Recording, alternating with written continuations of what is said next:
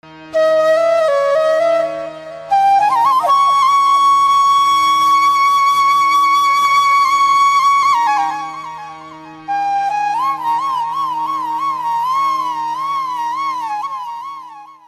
Shri Krishna. Welcome to the program Bhagavad Gita Discussions, which is a production of the International Gita Forum Caribbean and IETV. This is our program number 5. We are discussing and sharing information on the first 3 chapters of Bhagavad Gita in this first series.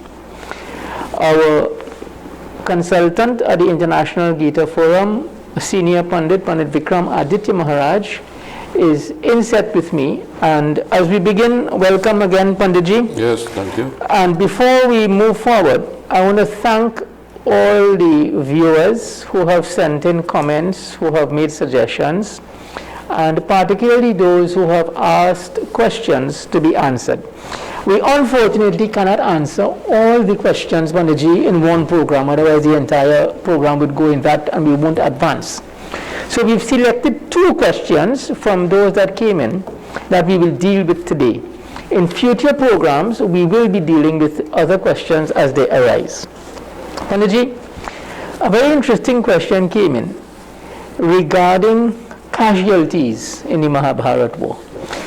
The thing is that in every war, without doubt, there will be those who die. Mm-hmm. The question that was asked is how many people were killed or died in the Mahabharata war. Okay. This Mahabharata war, which lasted 18 days, there's a lot of peculiar things that happened. 18 names of Krishna, 18 names of Arjuna. The war lasted 18 days. 18 Akshanis took part in the war.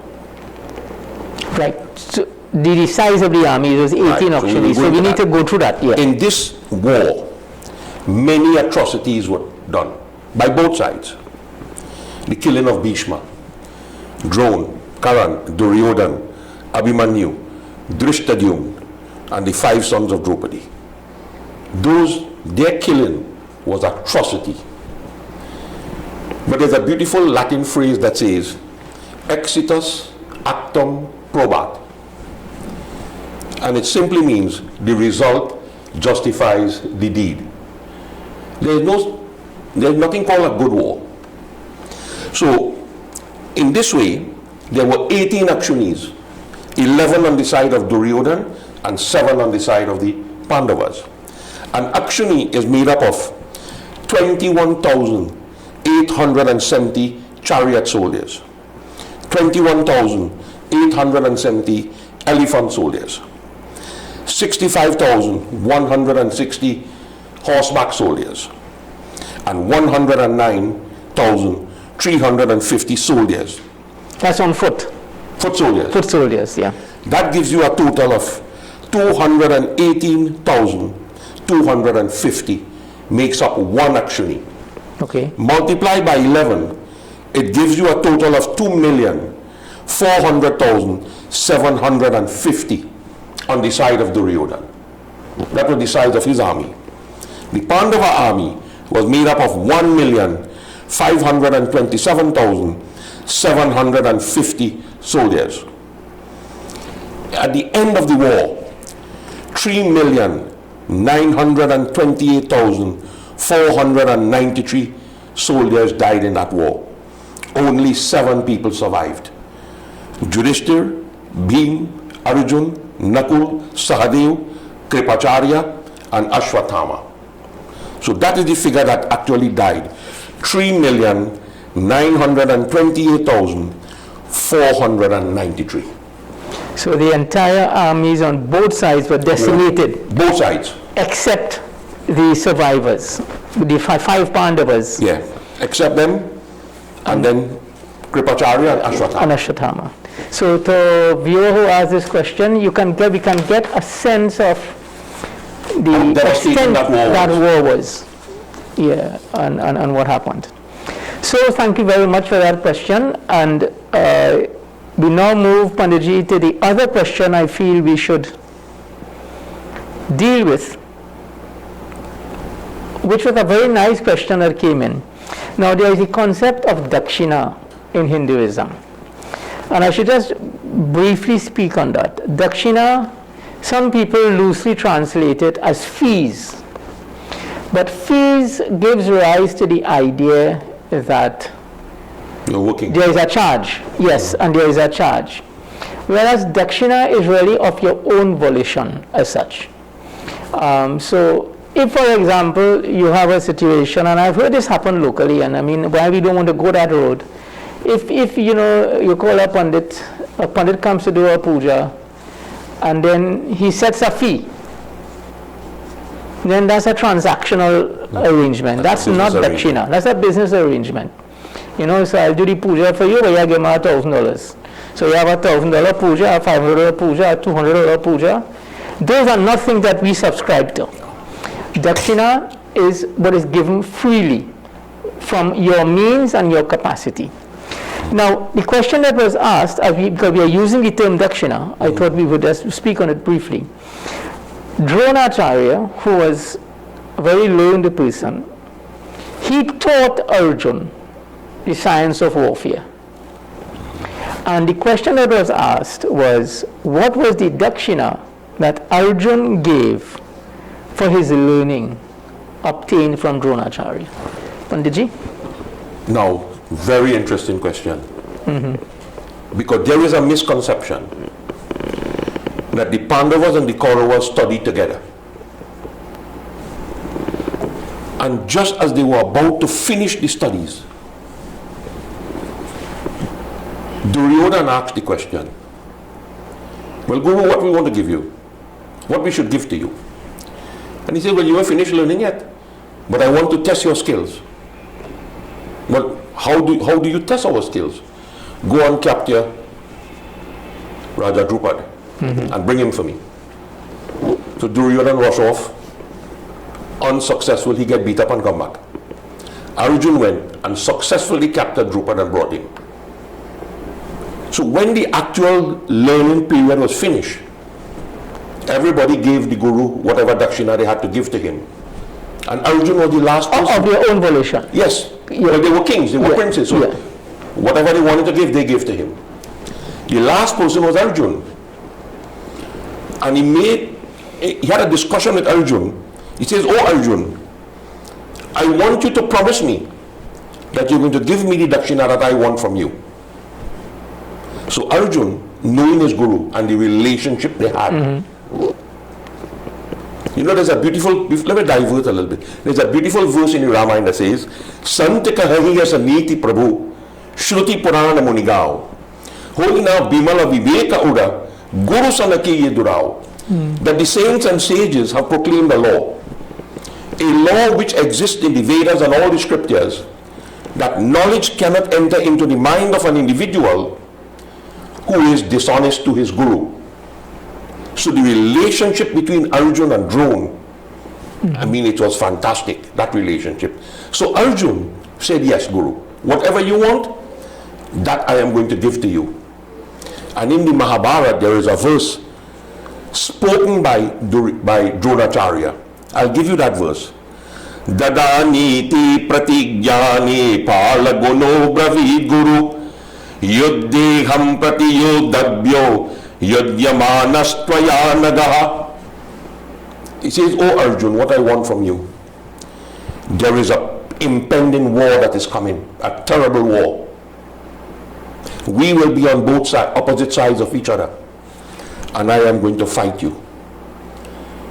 And I want you, this is my dakshina, I want you to fight me.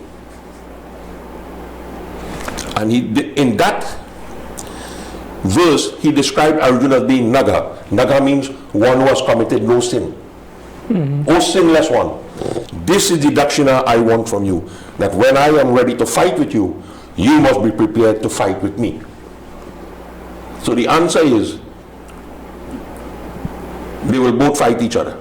That is what the Guru wanted. That the Guru-Shishya relation will not get in the way. No, nothing will get into that. You see, that is the promise. And Arjuna, Manasapaya, in his mind, he promised him that. So but now he is thinking twice. At the point of your now we could go back to chapter 1. Yeah. When he faced Dronacharya. Dronacharya, he knew he had promised him he was going to fight him. So what caused the problem?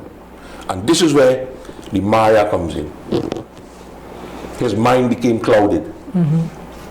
And because of this clouded mind, sense of compassion, all these things he spoke about that were of no consequence. But something I want to raise with you as you spoke there, and a thought occurred to me about being honest with the Guru. Let's contrast that, if you wish, with Karna. And he wasn't dishonest with the Guru, but he hides certain things from him. So he hides certain things. It's dishonest. He effect did the same thing. Because he was cursed. That yes. He said, just how you were secretive with me, all the secrets I taught you, I can't take it back. But when you need it to save your life, you'll forget. You will forget it. See, so that's why it's never, I mean, while Guru is not the discussion today, the relation with our Gurus is something that should be treated with utmost respect. I use a different word. It's a sacred relationship. Sacred relationship. It's a sacred relationship. That is a bond that never dies. And I'll tell you why it never dies. Because when our forefathers came from India, I'll give you a name, a man called Sahijada. When my great-great-grandfather was coming from India, they were bringing the Bhagavad Puran. And the headman on the ship told him, that's too big, you can't bring it. So he broke it up in 3 pieces. He brought 1/3, his 2 sons brought 1/3, and he gave 1/3 to a total stranger. Like too much 1/3 is bonded. It's true. 1/3. Yeah. His 2 sons had 1/3. Oh, he didn't have any. No. Oh, right. His 2 sons and the third person. And the third party was a man who he never met in his life named Sahijada. As fate would have it, when they come to Trinidad, one ended up in Inverness Estate, which is part of Barraco, and one ended up in Constance Estate, which is the Carcass. So they're both apart. Totally different. I mean, picture Trinidad in those days. Yeah, no, and you can't move between estates either in those days. So God alone knows how they met after. And put it back together. And they put it back together. It's called a Chabal Singh Bhagwat. I still have it. And that bond between Sahijada and my great-grandfather still exists today. It still exists today, presently. Actually, when you... Generations coming on the road, we know we are family. When you look at the history of Hinduism, many people have opined or given the opinion, and I mean, I think rightly so, that a great part of the success in terms of transmitting Indian culture, religious traditions from generation to generation has been because of the Guru-Shishya bond. The bond between the Guru and those who learn from him. So we must pay respects to the Guru here. Dronacharya and Arjun we spoke of, the question is answered, and at the same time we juxtapose that with what happened to Karna by not being fully honest with his Guru. So receiving knowledge under false pretenses, as we will say, with deception, that knowledge became of no use to him. Yeah. Which is why too, if you look at all Hindu scriptures on the spiritualists, my thought goes to Tulsidas. Academic honesty. The point of being academically honest. If you learn from someone, you don't deny it. You don't hide it. You acknowledge it. Tulsidas, in the beginning, he speaks of his Guru, Narhari Baba and the others. He doesn't speak as though this information dropped from the sky. There are others who would learn and do not acknowledge their sources. It's like, even in the academic circles, plagiarism, where you take information and you don't acknowledge. So, as we begin, we remember the Gurus in our own country and elsewhere, those who have brought us to where we are. So Panditji, these 2 questions are what we would have answered today, and I want to thank you very much for doing the research to put this information out for those and others, all our viewers who expressed interest in finding it out. So we now would continue from in chapter 2. Verse 34. So we begin today with Lord Krishna continuing his advice to Arjun, his teaching to Arjun, or his explanations to Arjun. And Lord Krishna begins with Akiriteshtapi bhutani katayeshyanti tebhyayam sambhavitasya cha kiriti maranadati yarichyati. O Arjun, if you do not fight in this war, your honor, your fame, your glory, you would have disgraced it all.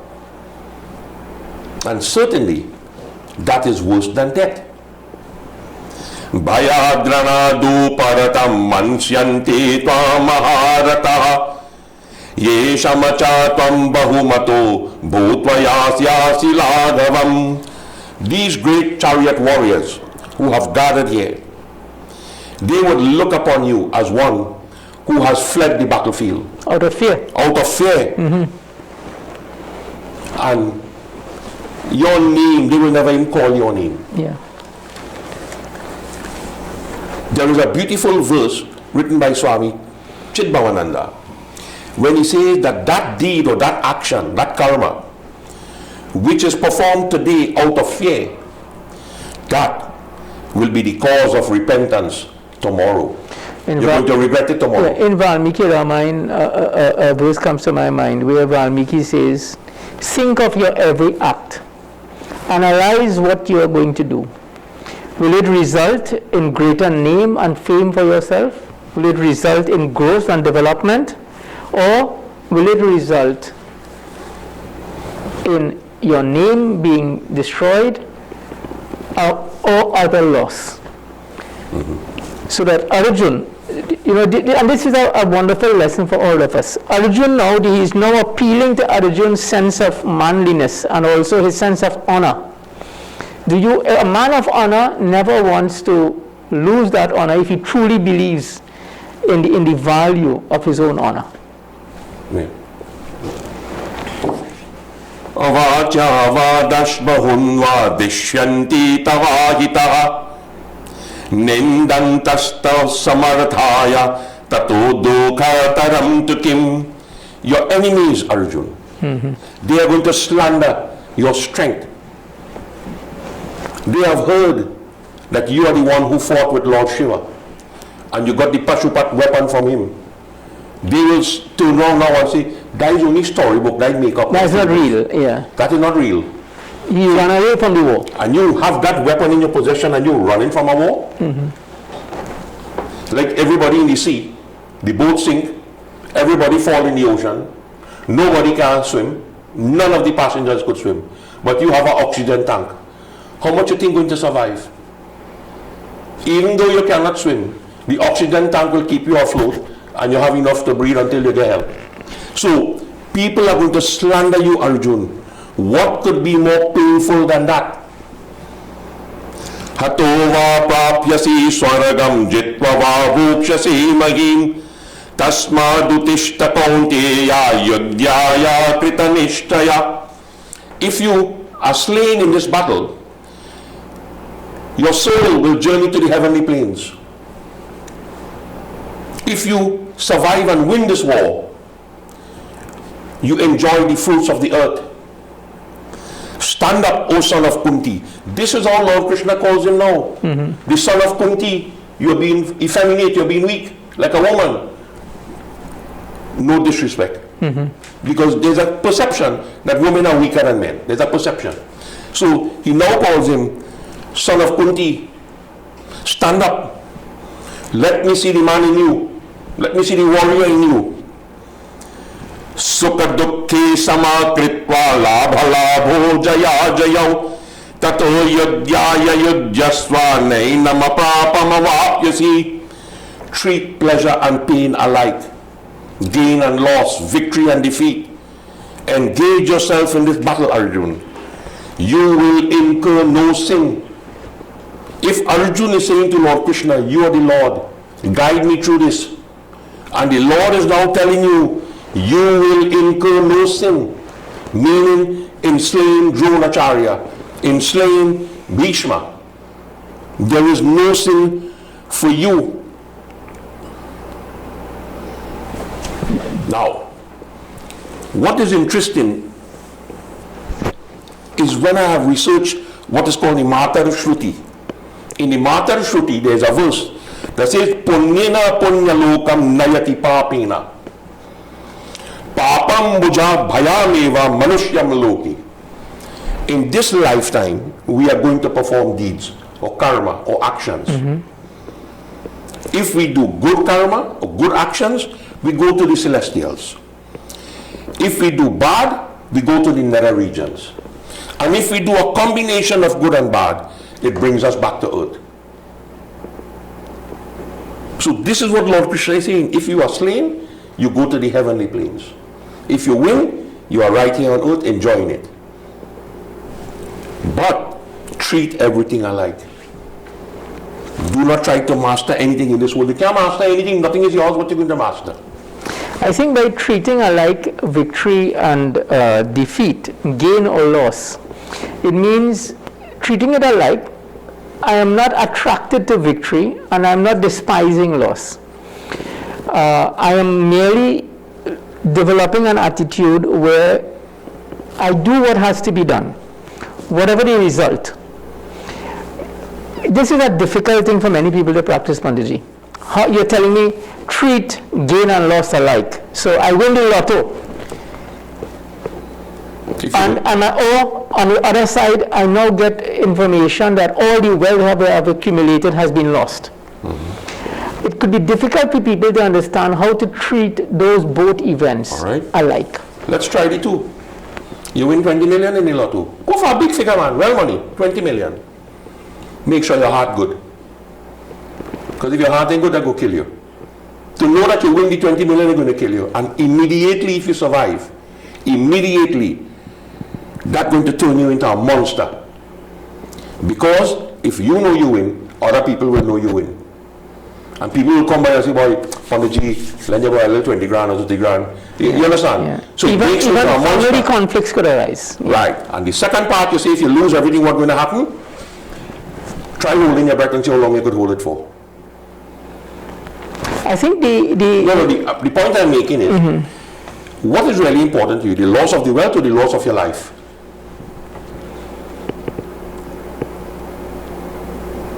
You already lose it. Once there's life, there's hope.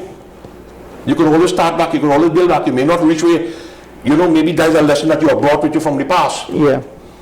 So here, Lord Krishna now says to Arjuna, Eshati bihita sanke buddhira yogi tvimam shranu buddhaya yuktul yaya partha karama vandan prahasyasi.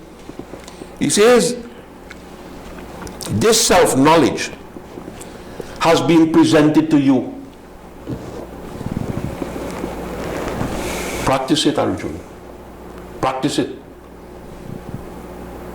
If you have this self-knowledge with you, you will break through this bondage of karma that is binding you and preventing you from the performance of your duty. Neha Vickramanashasti pratyavayo na vidyati swalapamabhyasya dharmasya trayate bhayato bhayat. There is nothing for you to lose, Arjuna. If you attempt this war, you will lose nothing. You have more to gain. Because, and I think I'm going to go back to this verse 38, treating alike victory and defeat, gain and loss, pleasure and pain, these pairs of opposites.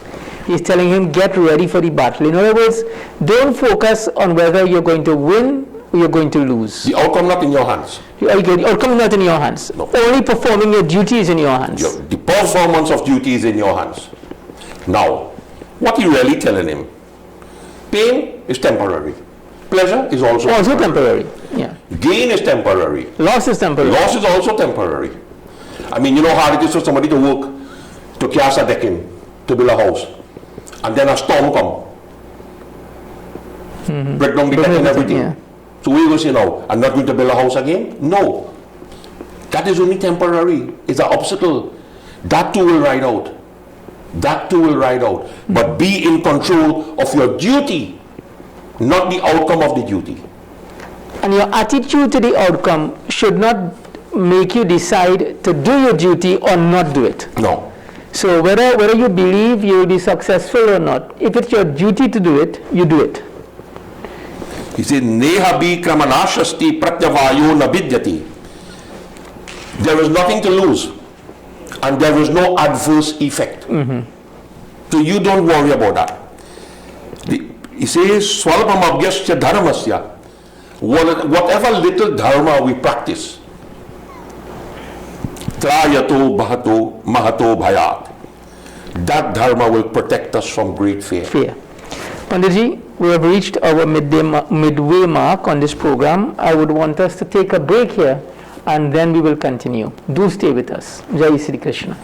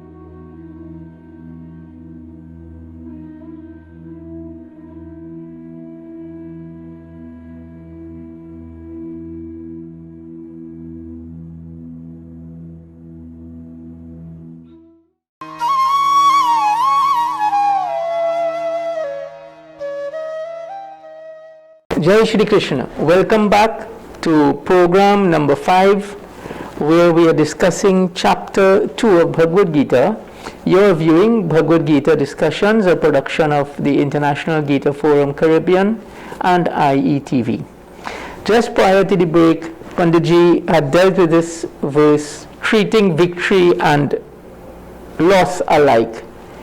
Arjuna is being encouraged to focus on doing his duty. We now continue, Panditji. Right. The last 2 words in verse 40, Mahato Bhayat. Mahato Bhayat means the great fear. All of us suffer from the great fear. The fear is really death. Death is the greatest fear. But when you understand the Atma, that fear will go.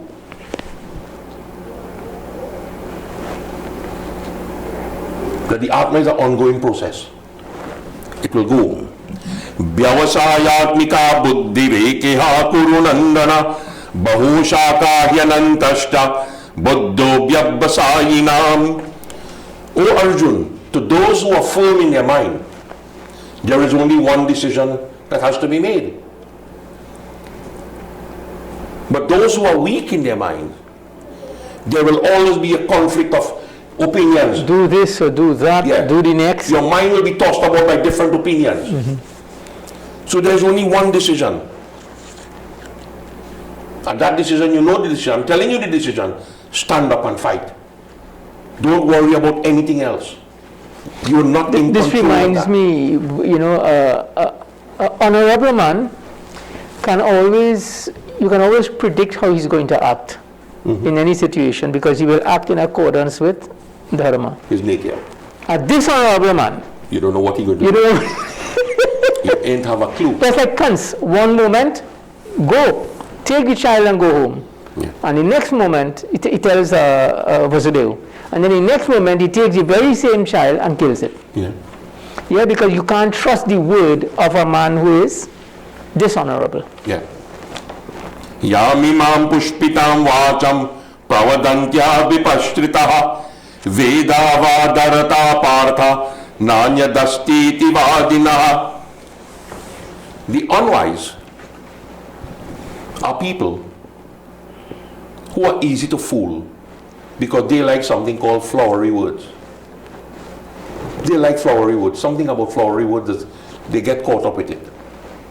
He says, the same people who are unwise are the ones who are going to dispute the validity and the authenticity of the Vedas.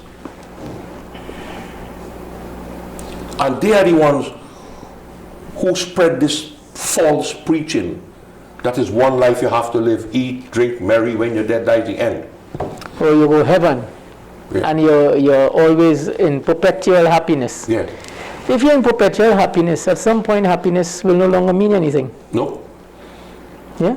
I remember when I was young, I loved a particular soft drink. What do you call it? A grape. I wouldn't call it soft drink name, but a grape soft drink. And I would drink it. So my mother got angry with me. She said, you know, I was overdoing it, right? So she bought a whole case and she said, drink. I drank 1, drank 2, drank 4. And by then I can't do it anymore. So this idea that, you know, you will be in perpetual happiness Doesn't exist. or perpetual sleep, it's no longer happiness if there is no opposite. You will get fed up of it. You know, it requires thinking. So that this idea of, you know, this flowery language and, you know, you will live in heaven forever, it may sound nice to someone from our perspective, but if you think about it, something that is like that, at some point it will no longer mean anything. Yeah. So the Lord says to Arjuna, Kamatamana Swaragapara Janama Karama Pala Pradam Kriya Vishesha Bahulama Bhogeshwara Gatim Prati. To that individual, Arjuna, who is filled with desires, he will hold on to the concept that heaven is the final destination. He will hold on to that. No matter what I do, I could get away and still go to heaven. He believes in that. And then he will be in a position where people will have him doing all kind of rituals and all kind of rites. You understand? Performing all these different rites and rituals to bring pleasure, to bring happiness, to bring lordship. If you are the Lord of all who you serve, and to trample on somebody to reach there? You must. You must trample on somebody. So, but his mind is filled with desire. So that is acceptable to him. Bhogeshwai prasattanam taya prahita chetasam vyavasayatmika buddhi samodhona vidhiyati. Once you have a desire, it's not going to end if it is fulfilled. It's like offering ghee in a fire. What does that mean when you put the ghee in the fire? More The flavor. more you want. Yeah. The same thing with desire. One desire leads to another, and You another, have a second and a third and a fourth and a fifth and a sixth. And where does it end? And then the same Baba who doing it to fix it for you to become the Lord, he ain't good enough now, you go get rid of he too. That's where the ego comes in, that's where the Maya comes in, that's where the anger comes in. Because those type of people, Arjuna, once you cling on to pleasure, once you cling on to power, the first thing that is going to leave you is discrimination. You cannot tell right from wrong again. You know Anything is everybody. possible, yeah, to achieve what you want. Yeah. See why you shouldn't win the 20 million? Everybody becomes a I would be happy to win 20 million. I hope so. I hope so. Right? Now, Lord Krishna carries the discussion a little higher now. And he says to Arjuna, Tregunya Vishaya Veda Nistregunya Yoga Arjuna Niradvando Nitya Sattvasto Nirayoga Kshema Atmavan. He says, O Arjuna, the Vedas talks about the three gunas. I say to you, Arjuna, transcend all the gunas. Don't get rid of the evil. Don't get rid of the bad. Get rid of the evil, the bad, and the good. Rise above it. Because if you hold on to the good gunas, there will also be the element in your mind, the doubt in your mind, that only I could have done this. Yeah. So he says, rise above it. Free yourself from the pair of opposites. Be self-balanced in your mind. Be unconcerned with what is going on. There's nothing in this world, everything has to take its course. There's nothing you could do about it. But let everything be centered in the self, within you. That Atma, that soul, if you want to call it soul, call it Atma, call it the spark of God. That is where you should be. Yava narata udapane sarvata sampladotaki tavan sarveshu vedeshu brahmanasya vijanataha. Now, one who has realized the Supreme, the scriptures doesn't have any value to him. Because the scriptures will teach us how to find it. You've already achieved it. Yeah. How to find God. And if you have found God, then the scriptures become useless to you. Now, in the same way, if a man is living on a riverbank, why will he put up a water tank? Somebody fooled him to do that. He has water 24/7. Now, if you are hungry, you are sleeping, and you are hungry, and you're dreaming food, will that food satisfy your hunger? In your dream, maybe, but not in reality. Never. But when you jump out of the dream, you realize you're still hungry. Yeah. So in dream, it does nothing for you. Yeah. Well, the point he's making, when you become enlightened, scriptures mean absolutely nothing. Scriptures mean absolutely nothing to you who have realized God, not for everybody. For those who are on the pathway, scriptures are needed. That's right. Everybody else needs it. And then one of the most beautiful verses in the Gita. Karamanyevadikagasti ma phaleshu kadachan ma karma phalahetora bhorama te sangustva karmani. Perform your duty, Arjun. Do not lay claim to the fruit. Be not the producer of the fruit of karma. Neither shall you lean towards inaction. You do your duty. See, there's a beautiful line that is written that when we perform our duty and we are unconcerned about the results, then we are able to focus on the duty. On the duty, yeah. And when we focus on the duty, the results are greater than what we ever expected. That's like someone on a tightrope walking with a stick. And instead of focusing on walking, he's wondering, am I going to fall? Am I going to make it? It then takes your focus away from your performance of your duty. But this is a very important verse. Your right, your jurisdiction is the performance of your action. And never should you be focused on the fruit. Because whether you focused on the fruit, there's a point, whether you focused on the fruit or not, the fruit will come. Yeah. The result of your actions will follow you, good or bad. You know, somebody told me once, my fear is if I perform the karma and the karma bad. Let me explain something to you. There's no such thing as bad karma. There's no such thing as good karma. What makes a karma good or bad is the intention with which you perform it. Karma on its own is not bad. But if you perform it with evil thoughts and evil intention, that makes it bad. And what Krishna Bhagavan is telling Arjun here is, like he's in the first chapter of Gita, he's talking about the consequences of performing his duty. If he performs his duty, this one dies, that one dies, the whole issue that he raises. Here Krishna Bhagavan is saying to him, your duty is to do your duty. Leave the results. Good or bad, they will come. Yogastah kuru karamani sangama chakta dhananjaya siddhaya siddhyo samo bhutva samatvam yoguchyati. Perform the duty, Arjun. Be fixed in this yoga. What you have to renounce is not the karma. Renounce the attachment. Be even-minded in success, in failure. And then you are on the path to realizing the highest truth or the greatest yoga. You are on that path. Let's pause here for a moment. Panditji, telling someone, our viewers, telling ourselves, be focused, renounce attachment, be even-minded in success and failure. That, the words, we are hearing it, but do we appreciate what we are being told?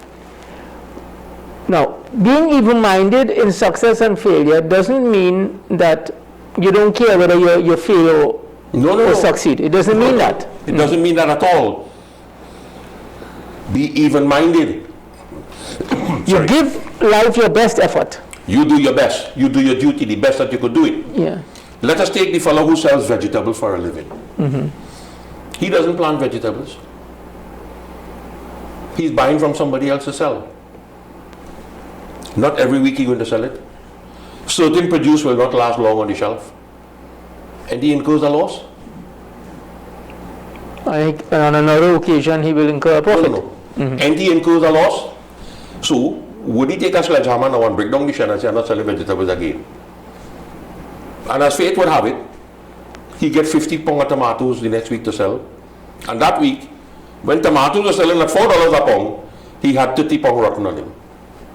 Now he has 50 pounds to sell, and tomatoes selling $15 a pound, and he have enough. Yeah. So you cannot determine success and failure. Situations decide that, not you. But you must be even-minded in it. Well, you know, Prabhu, I did my best today, and things maybe didn't work out. You see, because I've heard someone already use an argument. Krishna Bhagavan says to be even-minded in success or failure. In other words, now, this is their words now. In other words, it don't matter whether you succeed or fail. That's not what is being said. So you know, why make an effort?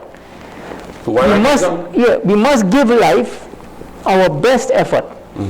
Don't be focused on the result, the outcome. Because based on our effort and circumstances, the outcome would come. Avoid the attachment to the outcome. That's like you have a son who does duty to his parents.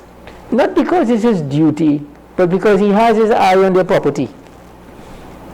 So, I am looking after my father because you know what? I expect him to give me the house. Again, the whole idea of intent. Things like that we need to be careful with. I should serve my parents, and I should develop the name and honor of my parents. Not because I am looking for a return. It's my duty to do that. And many times, okay, like parents, your children, you have a small son, say, who is not doing what he should.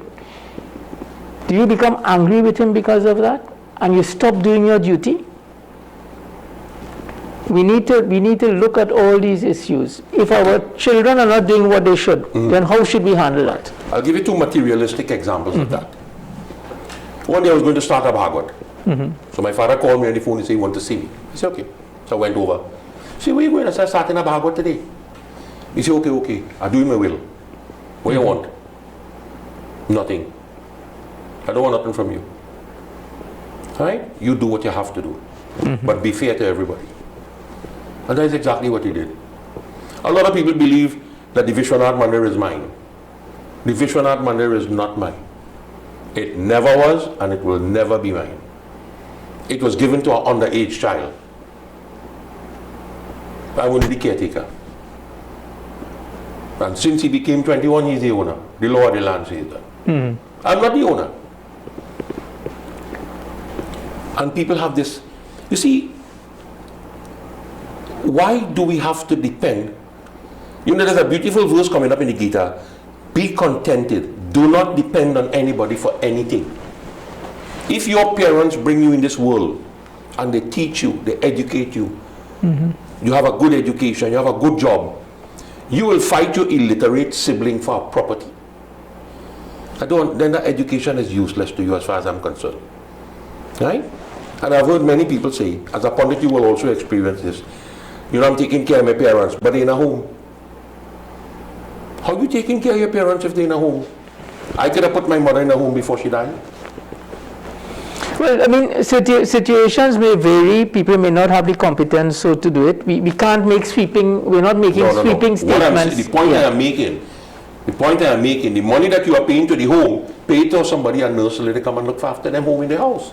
Again, Panditji, I mean, I take that point, but I think we also have to recognize that there are situations that people may be in and they would know what is best for them. I don't think any one of us can sit and make, in my perspective, sweeping statements condemning what someone does in the way they look after their parents. If you are not looking after your parents, then that is something that you should look at. But like for example, you have people that would end up with Alzheimer's and you just don't have the capacity at home to deal with them. So I hope our viewers understand. Panaji is not suggesting at all that there's something wrong. Yeah. There are exceptions to all rules. Dudena Hyavaram Karama Buddhi Yoga Dhananjaya Buddha Sharanavana Vicha Kripana Palayakitavaha. Motivated by karma, Arjun. We are all motivated by karma. Every single human in this world is motivated by karma. Otherwise, he would have been sitting in one place and he would have died right there after 10 years. We are all motivated by karma. But perform that karma with peace of mind, equanimity, a balanced mind. Don't perform that karma with an ulterior motive. I think an important point is by having a balanced mind, what we are being taught is that whatever result comes, we accept it. If I have a balanced mind, I am performing duty, whatever result comes, I am able to accept it. This is what we are being taught to keep equipoise in what we are doing. So we may perform actions with a selfless motive, with a selfish motive, right? That is inferior in many ways to this idea of performing your actions purely for the sake of duty, and whatever comes, you accept. Yeah. This is the standard we should strive for. Right. If you have the ulterior motive, the outcome could be wretched for you. Because your expectations may not be met. That's right. Once you have expectations, you can either achieve them or you can not achieve them. So you're setting yourself up for the pairs of opposites. Yeah. Buddhi yukto jatatiha oboso krita dushkriti tasmad yogaya yujyasva yogo karamasu kaushalam. The mission in life, Arjun, is to become free. Free from what? Free from vice and free from virtue. Because it's a pair. One will bring the other. Devote yourself, Arjun, to this yoga, to enlighten yourself. And if you are able to enlighten yourself, that is called perfection. You will attain that perfection. But let your mind be free with the actions that you perform. Do not be bounded by the karma that you are performing. Do not be attached to the karma you are performing. Karma jambuddhi yuktahi karma phalamatyakva manikshina janama bandha viniramukta patamaga chantyanamayam. The intelligent person who has a balanced mind, he doesn't renounce karma. He renounces the fruit of the karma. And renouncing the fruit of karma, he severs the tie with janam janam, birth after birth. He severs that thread. And when he severs that thread, Arjun, he goes to the stainless state. The stainless state or the perfect state is merging into the Supreme Brahman. I think this is a useful point at this point on this verse 51 to just mention, earlier we spoke about those people who believe in going to heaven as the ultimate goal.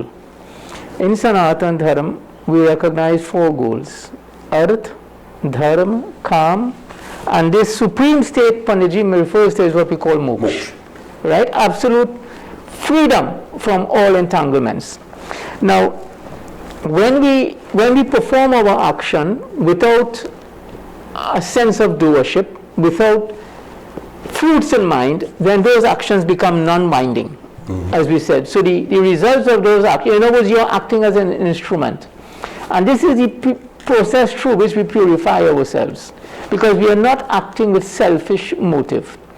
Now, it's very difficult many times, even as I talk to you, am I able to act without a selfish motive, wanting a return in some way? But this is the standard that's being put to us.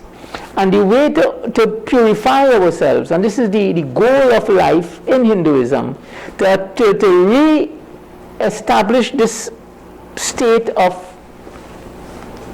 blissful, supreme, oneness with God. Moksha means for us to purify ourselves, and it's only by each person, you and I, what makes us different from Bhagwan when he takes avatar. Bhagwan comes because he wants to come, not because he has to come. You and I are born because we have to be born to work out our karma. We have not achieved that state of purity of moksha. Yeah, in Ramayana, that beautiful verse, Vipradhenu surasanta hita Leena manuja avatar nija ichha nirmitatanu maya guna gopar. Bhagwan comes nija ichha, of his own desire, not because he is forced to. He comes out of love. That whole concept of avatar we will also deal with. Bhagavad Gita is very strong on it. And God so loves us, in our hour of need, he himself comes. But we will deal with that later. The point we are dealing with here now is, as a Hindu, which is why our goal is not linear, to live life, one life, die, and then go to heaven. Our goal is a cyclical process of purifying ourselves birth upon birth and removing the shackles of karma. So this voice, wise men possessing equipoised mind, renouncing the fruit of actions, and freed from this, will become freed from the shackle of birth and death, and attain the blissful state, moksha. Panditji. Yada te moha kalilam buddhir vyatittarishyati tadagantasi niravedam shrotasya shrutasya cha. Now,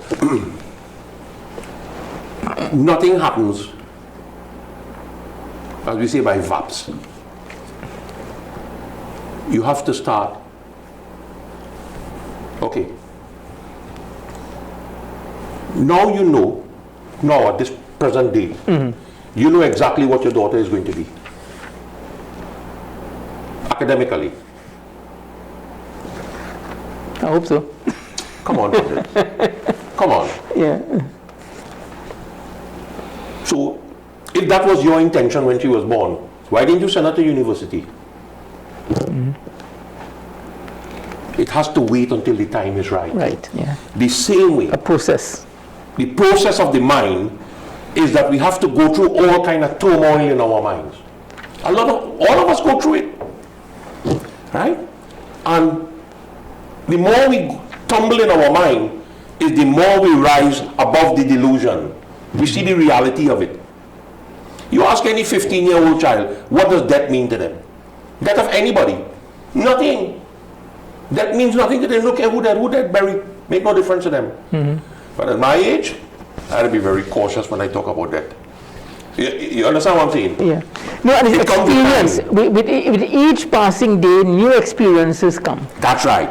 And then you are able to transcend the delusion. Yes. And this is what Lord Krishna is saying. That when you transcend this delusion, right, you become indifferent to the things that you have heard and the things yet to be heard.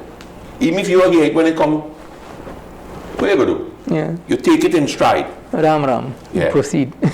Ram Bhajo. Shruti pratipannanati yadastasyasi nishtala samadhava chala buddhi tato yogo mavapyasi. But the opposite side, Arjuna, is when the human mind is tossed about by conflict of opinions, Yes. different opinions. My father tells me to do this. Now I want to do this because my father tells me to do this. And then the same time, my guru is passing in the road and he stops. And he said, what you doing, boy? Well, look, I'm going to do so. He said, but your father wrong, don't do it. No, and then the neighbor. Forget the neighbor. Say something different. No, forget the neighbor, because you and the neighbor might be pulling. I'm putting you in the two strongest personalities in your family, which is the parent and the guru. So your parent tells you to do one thing, and same time the guru comes and says, no, that is wrong, don't do it. What do you really do? So immediately your mind is being tossed about with conflicts. Should I listen to my guru? Should I listen to my father? Should I listen to my guru? Should I listen? You understand? Yeah, but the other point too, Pandit, if you permit me, if we take away although it may be difficult to do that, who is saying it? But if we evaluate conflicting statements and conflicting philosophies in themselves, it don't matter who's saying it. We have conflicting philosophies that are placed before us. Because if you think about it, some of what we are saying here will be different from what other world philosophies may be saying. And I've met many people who have gotten confused like that, even with different interpretations of Bhagavad Gita. Those issues arise, right? What we are being told by Krishna Bhagavan here is about intellect. We must be able to rest and be steady and not be affected by these conflicting views. Now, Pandit, this is an important point, and unfortunately, we are out of time on this program now. So I would suggest next program we begin back from verse 53, and we deal with it in more detail. A little more detail, yeah. Sure. You have been viewing Bhagavad Gita Discussions, a production of International Gita Forum Caribbean and IETV. Until next program, Jai Shri Krishna. Jai Shri Krishna.